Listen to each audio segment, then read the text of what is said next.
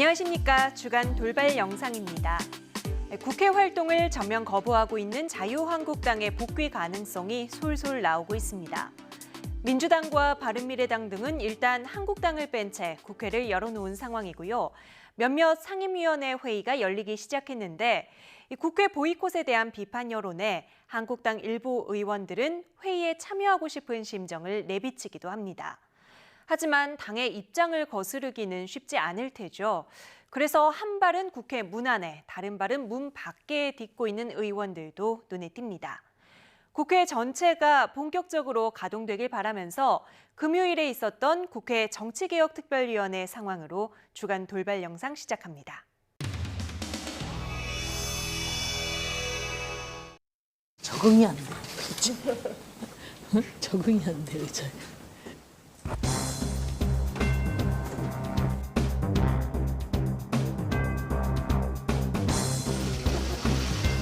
내가 지금 여기다 올라왔어.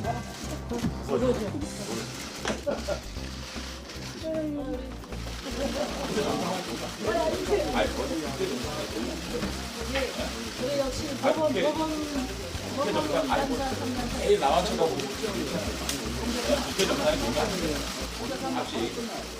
자유한국당에서 유일하게 발음만 하는 사람.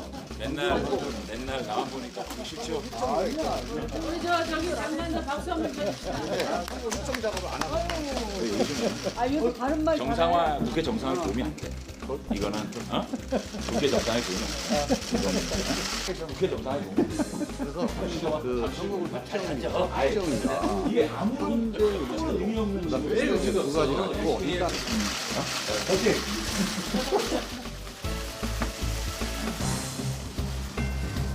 성원이 되었으므로 제11차 정치개혁특별위원회를 개의하겠습니다.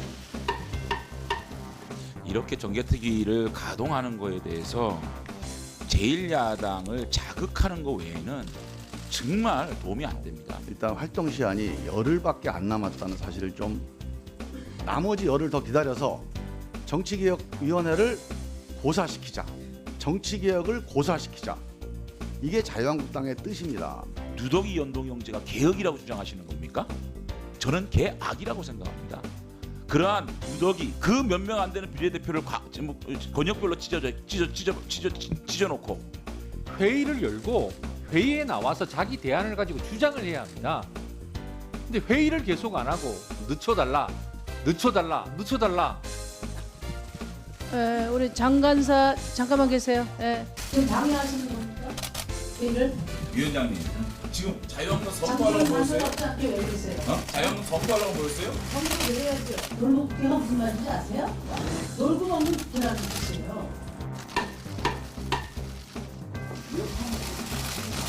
상임위 전체를 왜 여는지 이해가 안 됩니다. 차라리 소위를 열었다면 또 이해가 되지만 저는 장제원 의원님의 그 호통 그리고 날카로운 지적과 비판 제가 봤을 때 어떨 때는 좀 막무가내식의 억지 주장 이런 부분이 이렇게 그리울 줄 몰랐습니다. 서로 얘기를 해야 되는 거구나. 서로 토론을 해야 되는 거구나. 근데 토론하고 얘기할 수 있는 공간 자체가 문을 닫아버리니까 참 어렵게 앉아 있습니다. 참 어렵게 이 자리에 앉아 있는데 자리에 앉아 있는 사람을 좀 조롱하는 듯한 발언이 나온 것 같아가지고 굉장히 좀 제가 좀 지적을 안 할 수가 없어서 의사진행을 드렸습니다. 네, 우리 장제원 간사님 같은 의견도 존중합니다. 대신에 위원님들 다 들어오셔서 진지하게 의견 교환이 이루어졌으면 좋겠어요. 아무튼 오늘 그래도 끝까지 자리를 지켜주셔서 우리 장제원 위원님께 감사 말씀 드립니다. 사내를 선포합니다.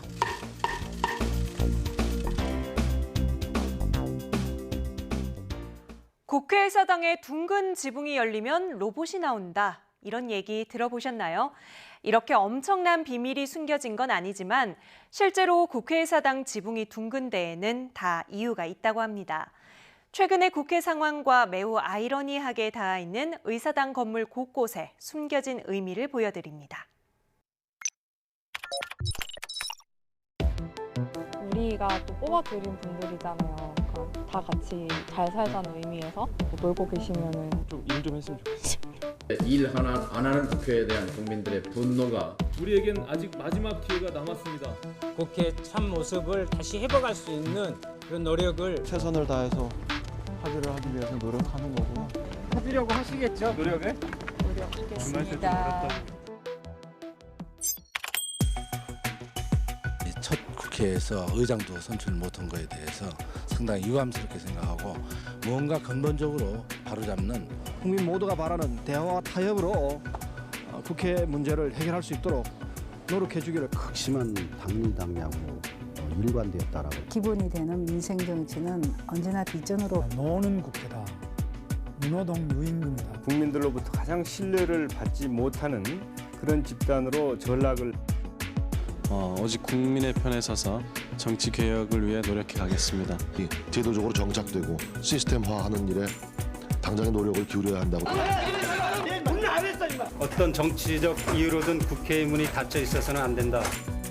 당리당략도 정략도 이제는 국민을 위해서 발갈이 나뉘어진 이 부분을 통합해서 우리 국민의 힘이 하나로 모아질 수 있게 초선들을 187명이나 뽑아줄 때는 민생 개혁 국회에 대한 기대가 있는데 결국 돌아오는 평가는 막말, 점거, 또 파행. 일하는 국회, 대화와 타협하는 모습으로 문제를 해결해 나가는. 그렇게 싸우는 정치권은 싫어요. 싸움들만 하고 있으니까 한심하다고 생각해요. 가결되었음을 걱정하는 국회가 아니라 국민을 걱정하는 국회가 되어야 하고. 일하는 국회상을 함께 만들어 나갑시다. 협상을 결렬시켜 지나칠 정도로다가 자기네 입장만 지난 5개월 동안 단 한 건의 법률안도 통과시키지 못한 국회의원 세비 당장 반납하라! 반납하라! 앞으로도 계속 이 정신을 살려. 소통과 대화와 타협으로 협치의 정치를 꼭 이루어내라는 국민들의 준엄한 명령. 원만한 협상 결과를 내놓도록 노력을 하겠습니다.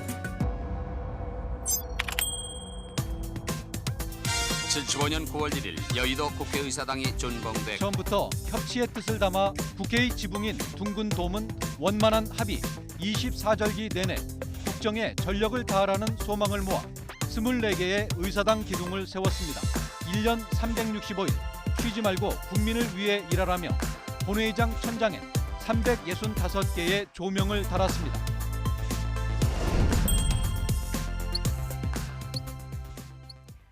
동해의 북한 어선이 버젓이 정박하면서 군의 경계 태세에 구멍이 뚫렸다는 비판이 거셉니다. 국회를 통해 전달된 군의 설명을 들어보시죠. 구구절절 길지만 한 줄로 요약하면 이렇답니다.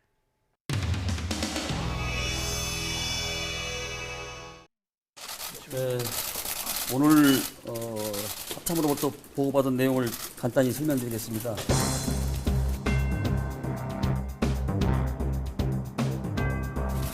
주민 신고를 확인한 이후에 삼척항에서 북한 목선을 애인을 하였고 일각에서 이에게는 해안선을 따라 내려온 것이 아닌 멀리 떨어진 동해상에서 있는 것으로 확인을 했습니다.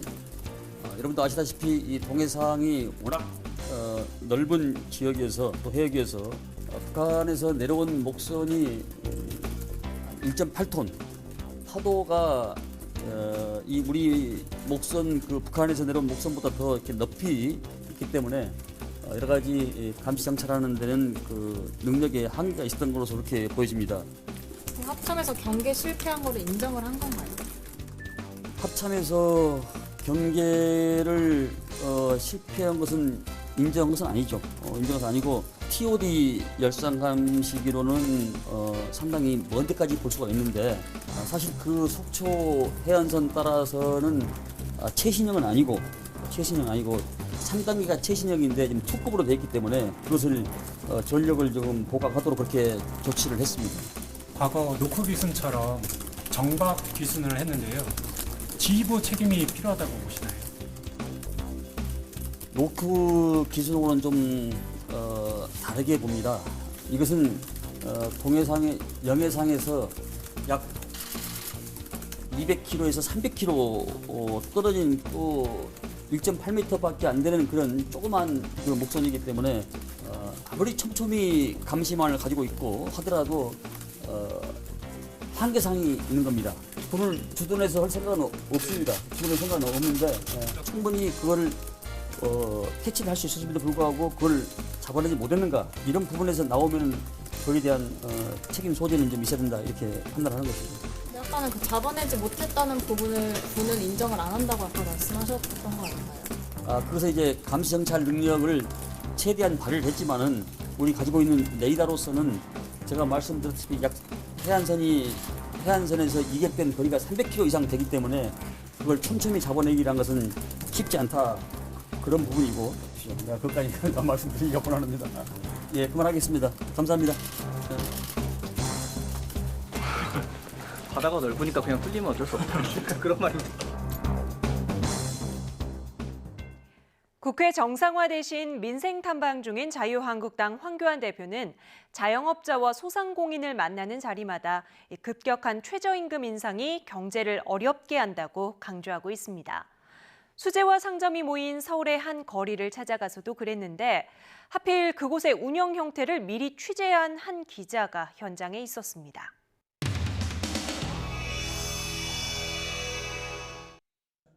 중소상인과 함께 살자.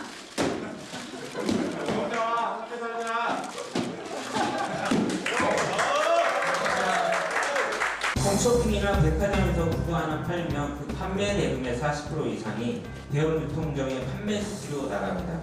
실제 재활용 노동자들이 받는 보수는 판매 대금의 10 내지 15%밖에 안 된다고 합니다. 황교안 대표님 방문을 환영합니다.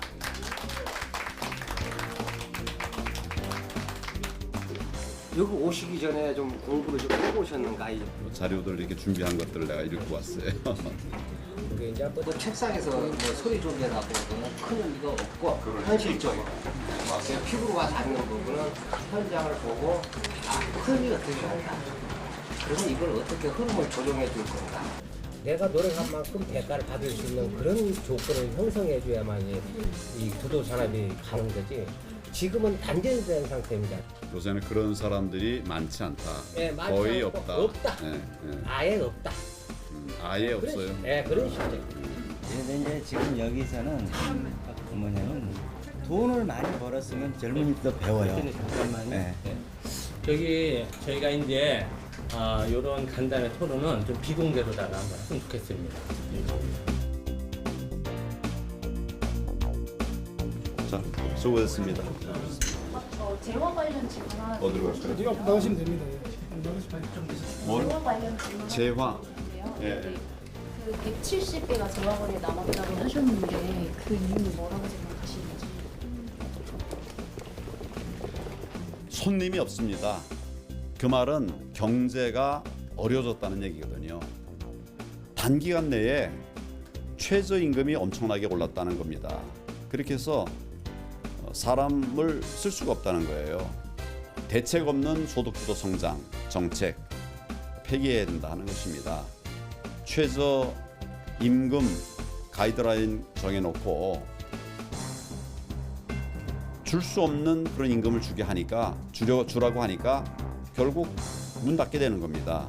대다수 업체가 최저임금 적용을 안 받는 도급 구조라는 건 알고 계세요? 전체적으로 비용이 늘어나는 거예요. 근로자들을 쓰는 사람들은 근로자를 채용하기 위한 돈이 늘어나는 거고요. 자영업자들은 아까 말씀드린 것처럼 비용이 늘어나는 거고요.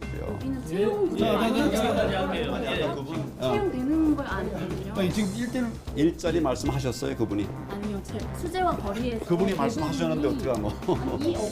이 업체뿐만 아니라 여러 업체들에서 근로 계약을 체결하는 게 아니라는 거 알고 계시는지 근로자를 쓰는 것도 있고. 알고 계시는지 궁금해서. 예, 그 정도로 하겠습니다.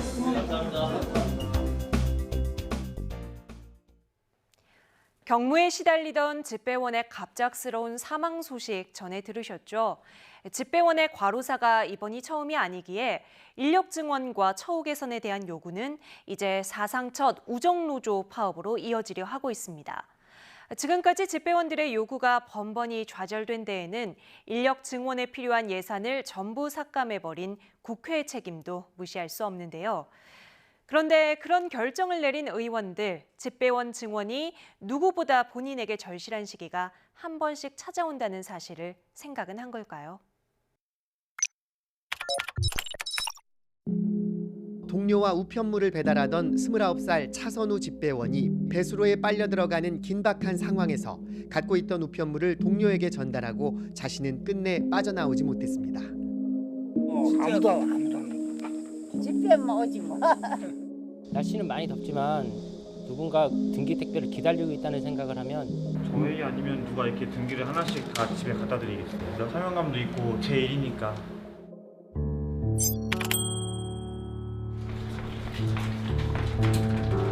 밥도 제대로 못 먹고 쉴 새 없이 계속 뛰어다녀야 되는 상황이 벌어지니까 그때 되면 이제 좀 어지럽다. 아직 다 나지도 않았는데 그냥 나와서 동료들이 너무 고생을 하니까 하나 빠지면 대체 인력이 없어갖고 노동부가 감독이 들어갔는데 이제 산업법에 위반되는 사항들이 적발이 됐어요. 근데 아무런 조치를 취하지 않았어요. 왜냐하면 우체국이 공공기관이라고 해요. 공무원 같은 공무원들끼리 처벌할 수 없다는 거예요. 다른 국가공무원들은 국가에서 다 받아야 돼서 이제 100만 원 벌면 우리가 100만 원을 다 월급 주고 승진을 가야 되는 거예요. 본부장님이 1급이신데 기획재정부 가서 얘기를 하신대요. 근데 거기서는 1급 공무원 공무원 취급을 안 해준대요. 장관급이나 국회의원들이 와야지 취급을 해주지. 정부의 정은 요구 인력을 감축한다. 잠 5분이라도 더 자고 싶어. 잠을 자야 한 주를 더 잘 보낼 수 있다고. 택배는 가서 나가서 찾아와야 되니까. 저것도 오고. 제일 힘든 건 이제 명절 앞으로 선거 때 그런 때가 이제 부품이 많잖아요. 봉투로 보내가지고 편들을 힘들게 하냐고. 쓸모없는 거 선저품도.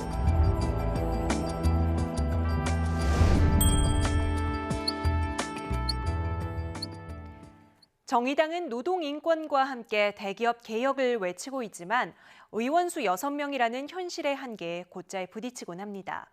국회 개최를 요구하는 정의당 원내대표의 농성장에 사회 경제적으로 정반대에 있다 할 수 있는 한 인사가 손님으로 찾아왔습니다.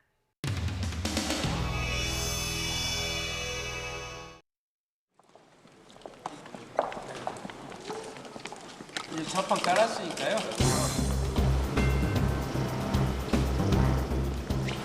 시원하니 좋네.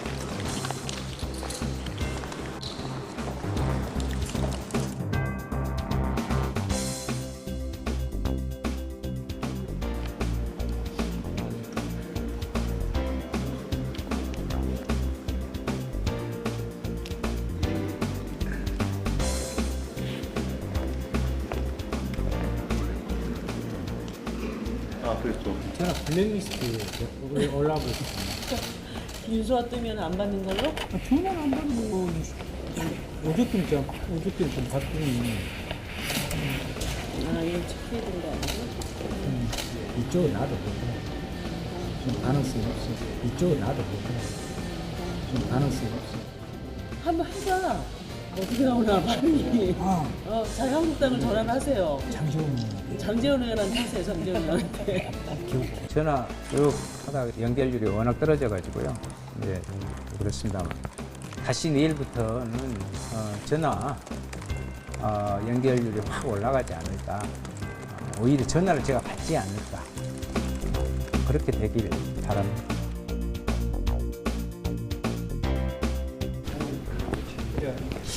죄송합니다. 좀 좋은 자리로 모셔야 되는데 그래도 이제 우리 박 회장님도 농성장에 이렇게 드디어 앉아보기 또 처음이네. 드디어 우리 회장님 이제 농성장에 합류하셨습니다. 아니 농성하러 온 거예요? 경제를 인사도 드릴 겸 또 저희 기업 하소연도 할 겸 그래서 왔습니다. 제안해 주신 것은 쭉 이제 검토를 하고 있습니다. 근데 잘 아시다시피 저희 정의당의 입장에서는 오히려 그 전체 경제를 위해서 장기적인 부분에서 노동자들이 제대로 돼야 된다 해서 그것은 좀 받아들일 수 없어요. 그런 것들을 오히려 좀 이해를 해 주셨으면 좋겠고 기업의 어려움도 있지만 노동자들의 그좀 살펴서 좀 해주시기 바라고요. 제가 학교를 이런 자리까지 와볼 수 있는 기회를 주셔서 고맙습니다. 네. 그리고 아마 역사에 남으신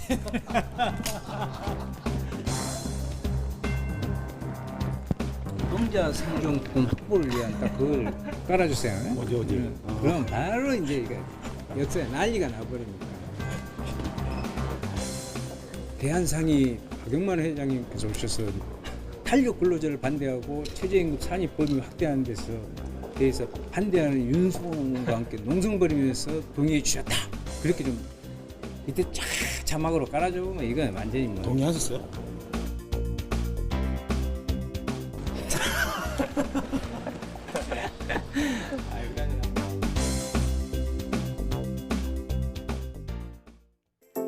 주간 돌발 영상 이번 주 순서는 여기까지입니다. 밝고 긍정적인 영상들을 보여드리면 좋지만 그렇지 못하는 현실이 아쉽습니다. 다음 주 이 시간에는 보다 희망 가득한 내용으로 다시 뵙겠습니다. 시청해주신 여러분 고맙습니다.